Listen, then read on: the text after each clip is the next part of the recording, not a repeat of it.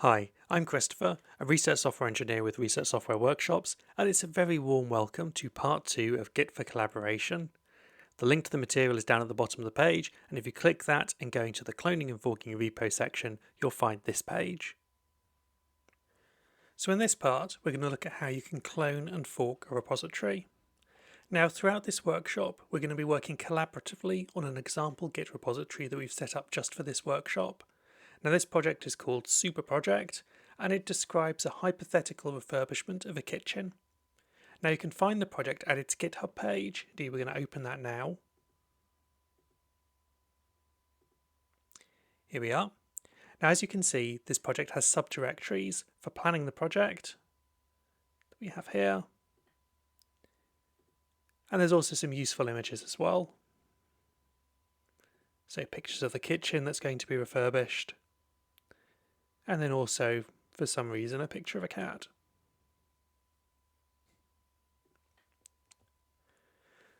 And that's Thompson the kitchen cat, and he'll have specific requirements during this project. Now, we're going to want to create a local copy of this repository. Now, creating a local copy of a repository is called cloning, and you can do this using the Git Clone Command. To do this, we need to have the URL of this remote repository on GitHub that we want to clone. You can find this using the code button, which is here in the GitHub interface. If we click on this, it will show, and let's go to HTTPS because we want that, it will show here the URL of this Git repository of the .git folder that's stored on GitHub. Now I'm going to copy this.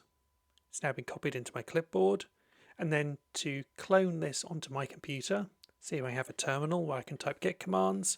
I type the command git clone, and then I type in that URL, which I've just pasted in here. When I now press return, you should see something, if you do this as well, you should see something similar to this. See, it's now downloaded, it's cloned the repository. And what it's shown is that it's created a new directory on the computer, which is called Super Project. It downloads the local copy of the repository into the .git folder of this Super Project directory, and then it checks out the latest version from the repository, so that Super Project locally contains the most up-to-date versions of the files. So if I type ls to list contents of the directory, we can see, yep, Super Project has been created, and now that we've cloned, we can change into it by typing cd and then Super Project. If I type ls again, you should see here are the files as we saw them on GitHub. And if I want to get the status, we remember our Git Status command, it's my favorite, I type it all the time. There we are, we can see, yep, we're on branch main, and this is up to date with origin main, which is the version, the .git file, .git folder, which is on GitHub. Now, obviously, these are now files on your computer, and you have full permission to change any files on your computer. They're yours, they exist on your computer. And this means that we could edit and commit changes that we make locally to your copy of Super Project. So for example, I'm just going to clear screen with Ctrl-L. If we wanted to make a change to this readme.md file, we could sort of open a text editor, edit readme.md, and we could add anything we want. So let's make a small change to this. This is a new line, something sort of innocuous. If I save this and then do Git Status, we can see, yep, we've changed this file, and of course I'm allowed to commit this change. So I'll do git commit -a, as we did in the last workshop, and I'm just going to say making a change to my copy of readme.md. And there we are, it's now been committed. Now in the last workshop, you learned that this git commit has saved the version locally on your computer, but then to push that change, that commit to the .git folder on GitHub, we had to use the Git Push Command. Now, should this work, I've cloned somebody else's repository, I've made a change, should I be allowed to push my changes to their repository? Well, let's see, let's type in this Git Push Command and see what happens. Yep, we can't do it. We can't do it because we don't have permission to edit somebody else's .git folder, somebody else's repository. So I've copied it from this Chris Wood Super Project, but my Git username for this workshop is Chris at Home. and Chris at home does not have permission to write to the .git folder on GitHub for Chris Wood's super project. And you see this error, as I said, because while you can commit to the local copy of super project, you don't have permission to push new versions to somebody else's GitHub copy. Now, one solution to this problem could be that you should create your own new GitHub repository directly in GitHub called super project, and then you could then write some commands and then push your own local .git folder to that remote GitHub project. And it would work, but it's quite a few steps. Instead, there's actually one very simple one-click action that you can perform to achieve the same result. You can do what's called forking a remote GitHub repository into your own copy in your own remote GitHub account. And you do this by clicking the fork button. So if we go back here, I'm logged in as my GitHub account, Chris at home. And what I can do is if I want to have a copy of this repository that I can edit, I can click this fork button. Now if I click it now,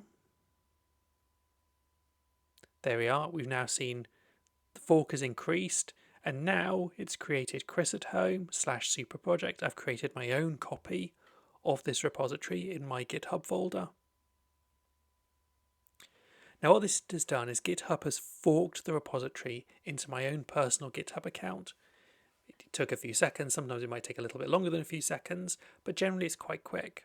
And once the process is completed, the browser, as you saw, changed to a view of my copy of super project in my GitHub account.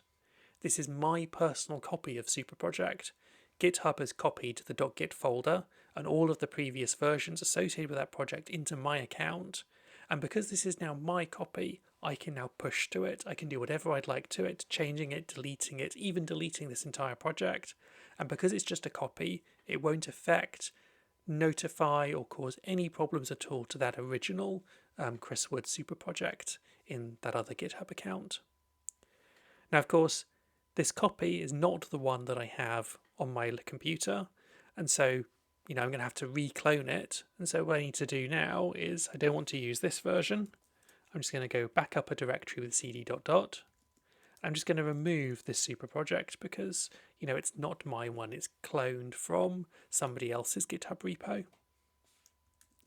Okay, I now want to clone from my GitHub repo, and I can do that again by getting the URL for the clone. So if I click here in code, and you can see the URL is actually, if we paste it out, so git clone and then paste it, the URL is actually github.com and then your GitHub username and then the name of the project, which is superproject.git. So actually you could even work out what this would be rather than look it up, but there we go. If I now clone, I've now re-downloaded the files, but I've now downloaded them from my copy in my GitHub account. This means now I can make some changes. So for example, if I do Git Status, around branch main, let's make a change to the README again, adding a new line for fun. Let's save that. Git Status, it shows that I have made that change. So I now commit it, making a change to my copy, my personal copy of this repository. Okay, now I've made that. Now when I try my git push, there we are. It's a little passwordy thing there from a Mac, and voila, it's now actually pushed it up to GitHub. And if I go onto GitHub, I can see here, there we are, we've made this new change, and there's that new line that we added for fun. Now, as I said, this has changed only my personal copy, and indeed we can see that my super project was forked from this Chris Wood super project. If I go to there, the original one, this one does not have the commit, so I don't have that new line. Nothing I do in my fork will affect the original. This is my copy. And one of the nice things as well about GitHub is because of the way that GitHub stores files, the fork doesn't actually really consume that much more data within GitHub. So actually, if you want to fork projects, it's not going to cost anything. Just fork as many things as you want. And this is how you can begin editing other people's code. So you may remember, when we were working, I've sort of walked all the way through this, you may remember when we were doing the last workshop that we created a Git cheat sheet. Now we've just come across two new commands, or one new command, sorry, which is git clone. And so what we're going to do is just add that git clone onto the end of our cheat sheet. So if you type git clone and then the URL, so github.com/username/repository.git, it will then clone, it will copy and create a local copy of this remote repository onto your computer. Now, of course, this local copy that you've created will only be allowed to push to that repository if you have permission. So you must be part of that project, or more normally, you must fork the project from someone else's Git account to your personal Git account, clone the one in your personal account, and then of course you can push that. So okay, there's a little exercise here to have a play with. Just find another project on github.com that interests you, fork that project into your own GitHub account, clone it to download it to your own computer, and then make a change to one of the files, commit the change, and then push it back up to GitHub. Verify that this really did only change the fork, the copy in your GitHub account, and didn't cause any changes to the original project. I'm going to give you a few seconds to do that, so press pause, have a play. When you come back, I'm going to show you the answer. Okay, you now come back from pause, so I'm going to do the same thing. So let me find another project that interests me on GitHub. I'm going to cheat a bit. I'm going to find one that I know I work with. So let's go to maybe the MetaWards project. Okay, so this is a project. I can't push to it at the moment. I have to create a fork. So to create a fork, I click on the fork button. Okay, there we are. It's now forked it, and it's now placed it in my personal Git username, chris@home/MetaWards. This is now my copy in my personal GitHub account. What I can now do, I'm going to go up a directory, just Control L, type git clone. Git clone is how we download a repository from GitHub. So click code, find the URL, there we are, found the URL now, paste it in, and now it's cloning it into this directory. This is a bit more data that's being downloaded, so you'll find repositories that will have tons of data in them. And one of the nice things about GitHub is, as I said, making the fork hasn't really consumed any more data on GitHub. So GitHub really doesn't mind you forking things. Please do fork as many repositories as you want and don't feel limited. And this is a very big repository. You can see it's taking a long time to clone. As I said, the larger ones you'll see will take a while. So it's kind of downloading this at 3 megabytes per second, and it's sort of brought 120 something megabytes down, unpacking everything. Nearly done, come on. Perfect. So now I've got this directory. It's now been cloned. I can do Git Status. Everything is fine, we're up to date. So now if I sort of go through, I'm going to make a change to one of the files. So readme.md. Let's add a new line up here.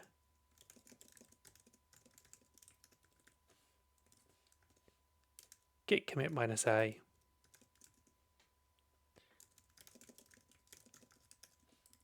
And then once I've git commit -a'd, git push.